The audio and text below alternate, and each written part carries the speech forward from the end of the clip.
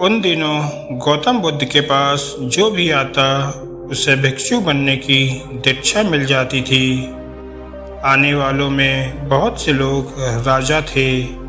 यह ऐसे समुदाय से आते थे जहां मांस खाना सामान्य बात थी, क्योंकि वे शिकारी थे। भिक्षु हमेशा जंगल में रहते थे। जब आपको भूख लगती है तो यह स्वाभाविक है कि आप किसी को मारकर खाना चाहते हैं। इसलिए बुद्ध ने एक नियम बना दिया कि भिक्षु मांस नहीं खाएंगे। एक दिन दो भिक्षु शहर में भिक्षा मांगने गए।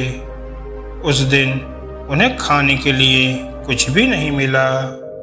इससे कोई फर्क नहीं पड़ता था कि भिक्षुओं को अलग अलग क्या मिलता है, क्योंकि सभी भिक्षु आकर भोजन को बुद्ध के चरणों में रख देते थे।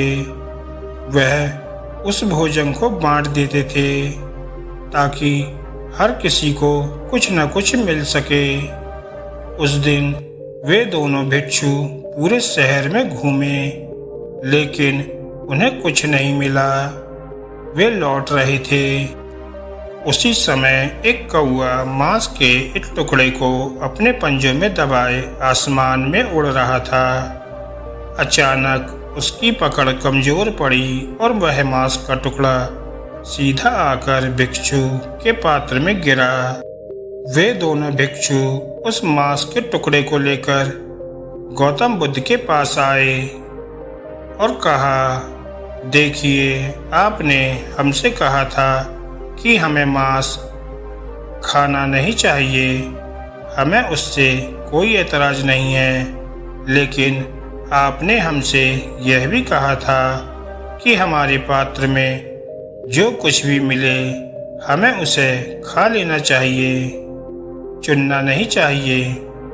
एक भिक्षु को यह नहीं देखना चाहिए कि वह क्या खा रहा है। जो भी मिले उसे खा लेना चाहिए। आपने ऐसा कहा था। अब हमारे पात्र में मांस का टुकड़ा है। अगर हम उसे खाते हैं तो हम एक नियम तोड़ेंगे, लेकिन अगर हम उसे नहीं खाते हैं तो हम दूसरा नियम तोड़ेंगे। हमें क्या करना चाहिए? इंसानी दिमाग ऐसा ही है। गौतम बुद्ध ने इस पर विचार किया। वह किसी भी बात को दूरदर्शिता से सोचते थे। उनके लिए सिर्फ आज का समय महत्वपूर्ण नहीं था। इसलिए उन्होंने सोचा कि अगले 2-2,500 सालों में किसी और कौवे का किसी दूसरे भिक्षु के पात्र में मांस का टुकड़ा गिराने की संभावना क्या है। करोड़ों में एक मौका ऐसा हो सकता है। इसलिए उन्होंने कहा, तुम उसे खा लो। एक भिक्षु को चुनना नहीं चाहिए, यह ज्यादा महत्वपूर्ण है। आज मांस आपके पात्र में गिर गया है तो उसे खा लीजिए, चुनिए नहीं।